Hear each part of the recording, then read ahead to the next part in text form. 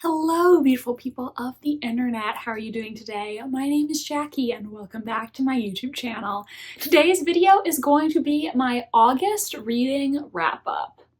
In the month of August, I read 7 books and also DNF'd 1 book. That added up to 2,216 pages, not counting the DNF in that. And my average star rating was 3.57. Right off the bat, I'll say that the final 2 books I read in August were for a themed reading vlog that I'm planning to post in September. Those were Finley Donovan is Killing It by Elle Cosimano and The Last House on Needless Street by Katrina Ward.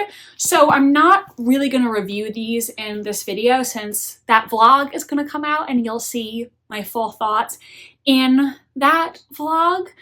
You can try to guess what the theme for the vlog is, but to be honest, I don't think anyone's gonna get it. I think it kind of hinges on information that you don't really have. So you can try to guess, but I don't think you will get it. I'll just say the theme of the vlog isn't like about a trope or something that these have in common, right? It's more so about why I picked them up, if that makes sense. So stay tuned for that in September if you want to hear my full thoughts. I think I'm also just going to tell you what book I DNF'd, because if I were to go in chronological order, the DNF would then be last, and I don't want to end the video on that note. So I'll just let you know that the book I DNF'd was Above the Bay of Angels by Rhys Bowen. Rhys Bowen is a very famous historical mystery author, and I have wanted to check out her Molly Murphy series, but that series is, I think, like 20 books long or something like that. Definitely more than 10, possibly 20 or thereabouts. So it's a commitment. This book, on the other hand, is a standalone, so I thought, why not read this just to figure out if I like Rhys Bowen, and it's not necessarily the commitment of a really long, ongoing series.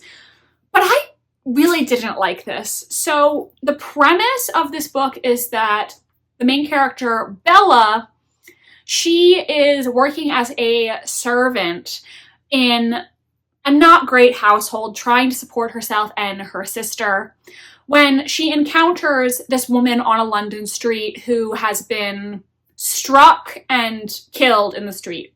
She goes to comfort this dying woman, and the dying woman ends up handing her a note, which is an invitation to come to Buckingham Palace to interview to work in Queen Victoria's kitchen.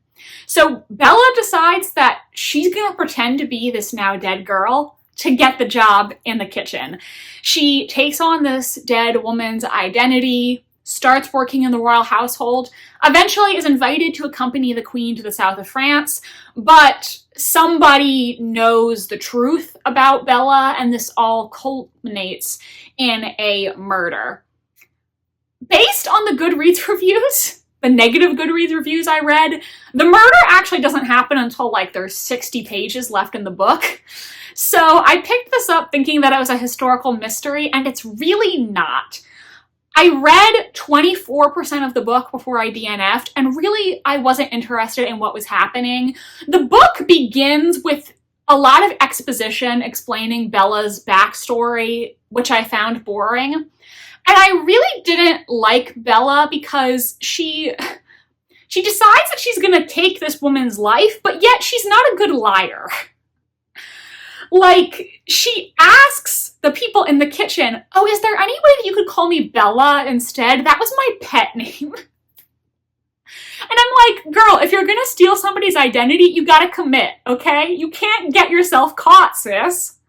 I also felt like she maybe was verging on Mary Sue territory, because even though she's very not qualified for this job in Her Majesty's kitchen, she ends up being kind of a natural at it, and she makes such an amazing scone that Queen Victoria herself asks to have an audience with Bella and demands that Bella make all her scones from now on because she's that good at making scones. And then Queen Victoria and her son Bertie, the future King Edward, just to like have an argument while Bella is standing there in the room, which was unbelievable to me because I'm like, why are the queen and her son gonna argue when a servant is still in the room with them? It just seemed weird to me.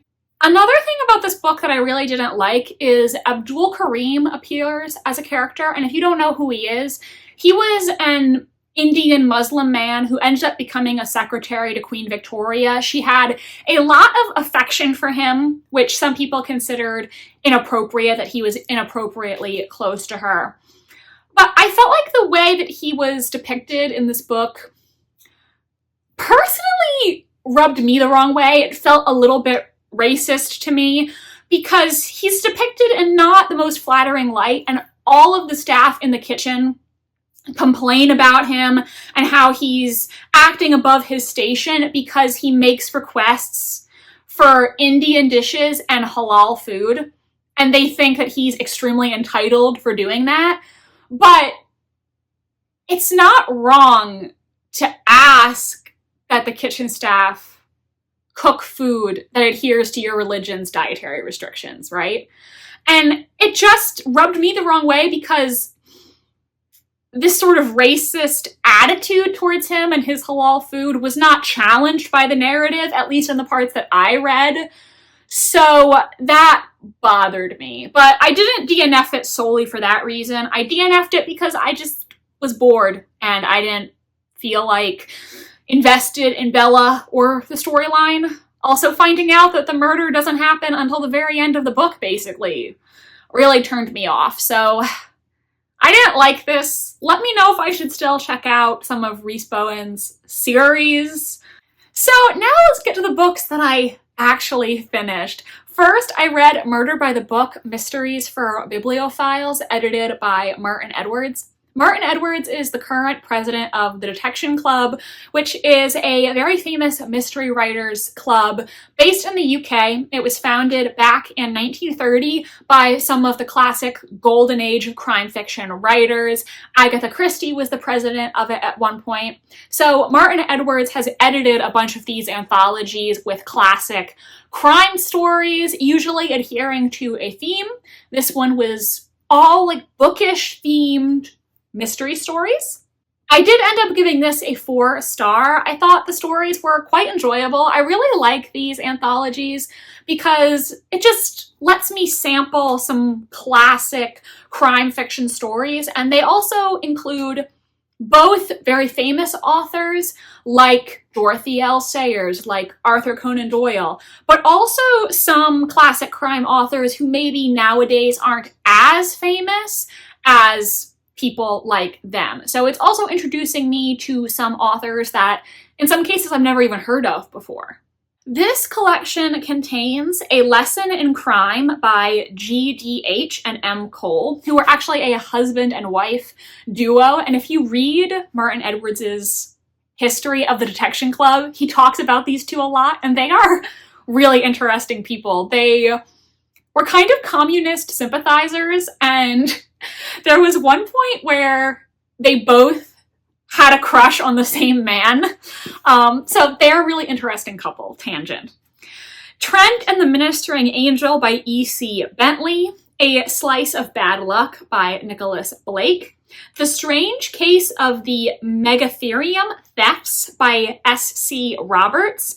Malice Domestic by Philip MacDonald. A Savage Game by A.A. Milne, who you may also know as the guy who wrote Winnie the Pooh. The Clue in the Book by Julian Simons. The Manuscript by Gladys Mitchell. A Man and His Mother-in-Law by Roy Vickers. Gray's Ghost by Michael Innes. Dear Mr. Editor by Christiana Brand. Murder in Advance by Marjorie Bremner. A Question of Character by Victor Canning. The Book of Honor by John Creasy.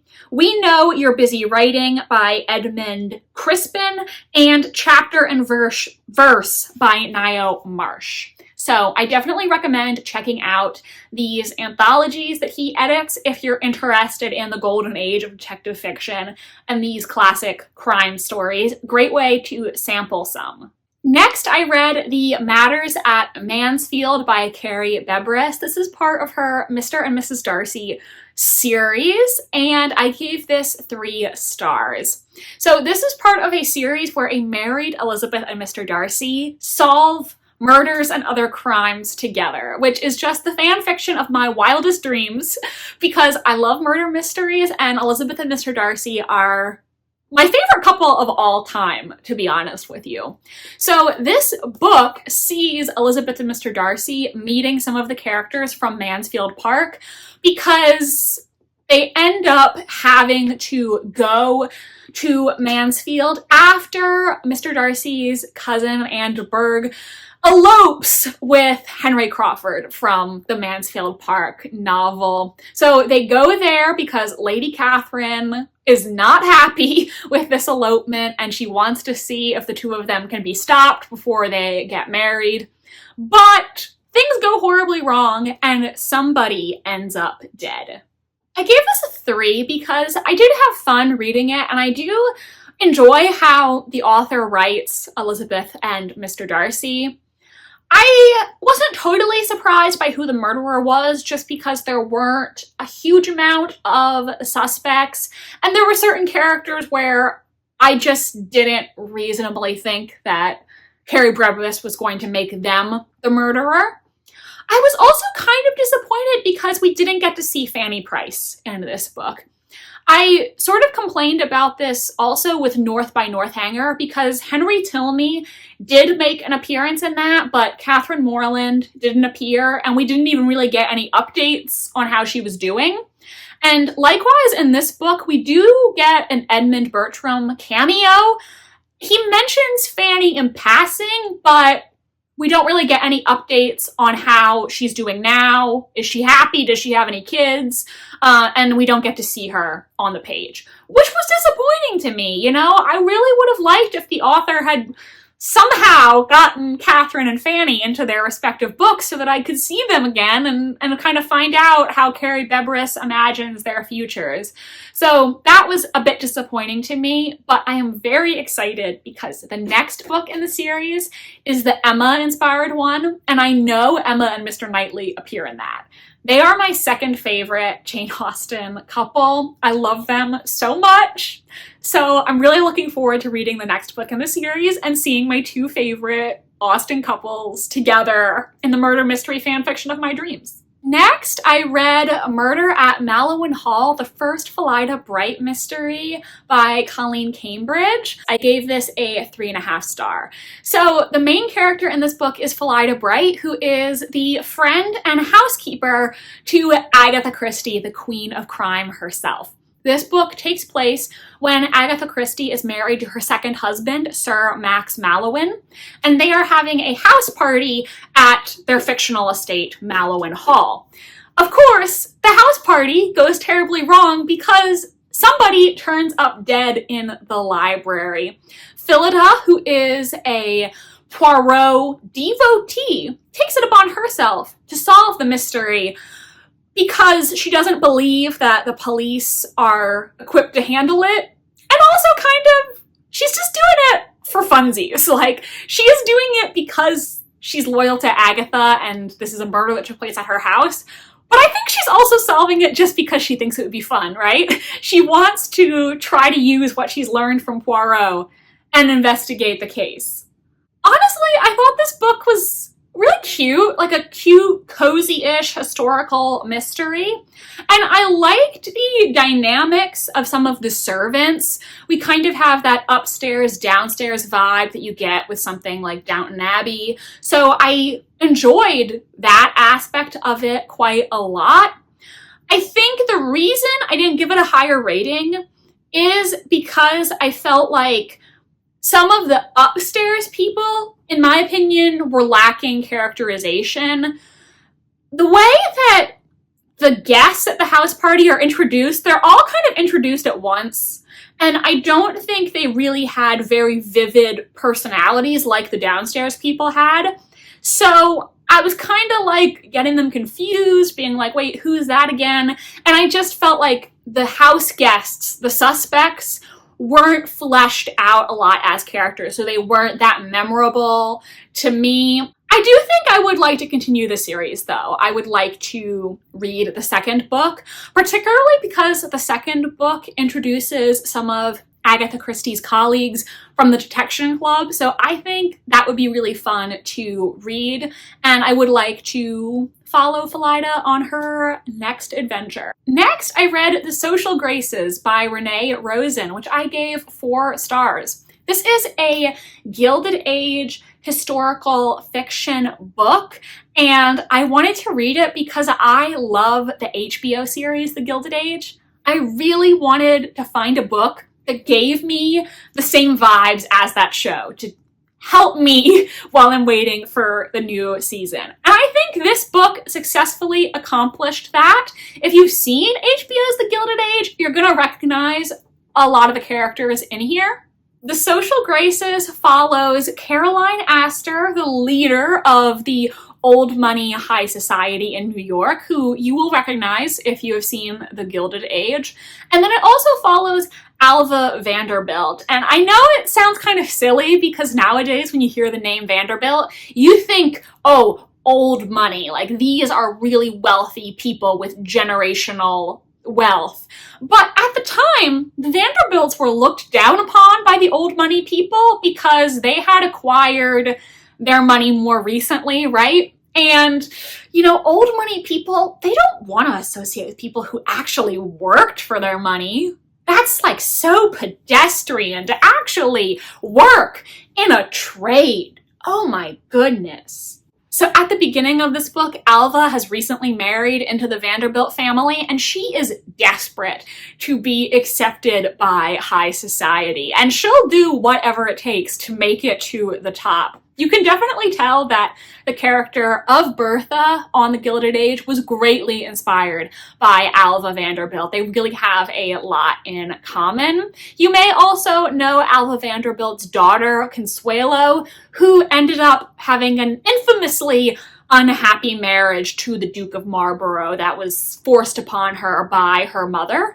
I think the issue I had with this book is it is very long and it covers many decades. So by the end, I was kind of like, okay, I'm ready for this book to be over now. I think maybe it could have been a bit shorter, but it was an interesting read and there were things that I did really like about it. The author uses this device where she has some of the New York City socialites narrate brief chapters, sort of as like a Greek chorus, which I thought was very interesting. I also really liked the dynamic between Caroline Astor and her butler, like the quote-unquote relationship that the two of them developed over the story. That, to me, was really well done, and I really enjoyed the scenes between the two of them. I think if you're a Gilded Age fan who's looking for a good historical fiction book about this time period, this one is definitely worth checking out. And the final book I'm going to talk about in this video is Recursion by Blake Crouch. I gave this a 4-star. This is a sci-fi thriller, and I think this was my favorite book of the month. In this book, we really have 2 main characters, one of whom is Barry, and he is a cop for the New York City Police Department. He's divorced. His only child, his daughter, died in an accident years ago. And at the beginning of the book, New York City is being plagued by what they've dubbed false memory syndrome, where basically people are developing memories of alternate lives. So they're remembering their wedding, but the person that they think they're married to is actually married to somebody else. Or they're remembering the birth of a child, and that child doesn't exist. And so having all of these memories of their other lives are driving people to suicide at points. Barry begins the book by responding to the call of a potential jumper off a New York City building. And so he becomes very interested in false memory syndrome and figuring out why this is happening. As he investigates, he ends up meeting Helena, who is a scientist, and Helena, how do I say it without spoiling it? Helena knows a little bit more about why this is happening, and I really can't tell you what happens in this book without spoiling it. It's really hard. I mean, I guess that's the basic premise, and Barry and Helena end up having to come together to stop this false memory syndrome from happening and quite literally save the world. It's really hard to describe the plot of this book without going into spoiler territory, but just trust me, it was really good. This was my second Blake Crouch book. I think I liked Dark Matter a little more just because, again, with this book, I was kind of ready for it to be over by the end. I felt like the ending of the book was getting a little bit repetitive for me, but I still really enjoyed it. And I think one thing about these two Blake Crouch titles that I've read is they're really enjoyable, but they also kind of make me have existential crises, because his books really talk about, you know, what is time, you know, how does the human brain work, you know, the fragile nature of our human lives. And that just really kind of makes me spiral, thinking about, you know, my own existence and what's gonna happen when we die, and, you know, is there such a thing as a soul, and, you know, aren't our brains really just, you know, a series of chemical reactions? So they do kind of make me spiral with anxiety a little bit, yet they're also so good. They're so thrilling and also genuinely profound and at times emotional.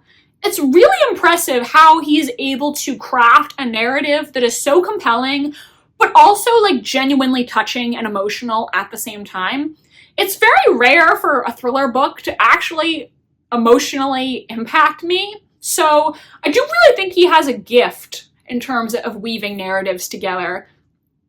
Am I gonna read more of his books? I don't know, I guess. I might have to be in the right mental state at the time so that I don't have to call my therapist. So everyone, those are all of the books that I read in the month of August 2024. Let me know, what did you read in the month of August? Why don't you let me know your favorite and least favorite reads of the month in the comment section down below. Also, have you read any of the books that I read this month? If so, I would like to know what you thought of them. Definitely sound off in the comments. If you enjoyed this video, please give it a big thumbs up. It really does help me and my channel. And please subscribe to my channel if you would like to see more from me. I post new videos every Wednesday and Sunday. My social media links are down below if you would like to follow me on Tumblr, Instagram, or be my friend on Goodreads. I think that is about it for today's video, so thank you so much for watching, and I hope you have a lovely rest of your day. Bye, and I'll see you next time.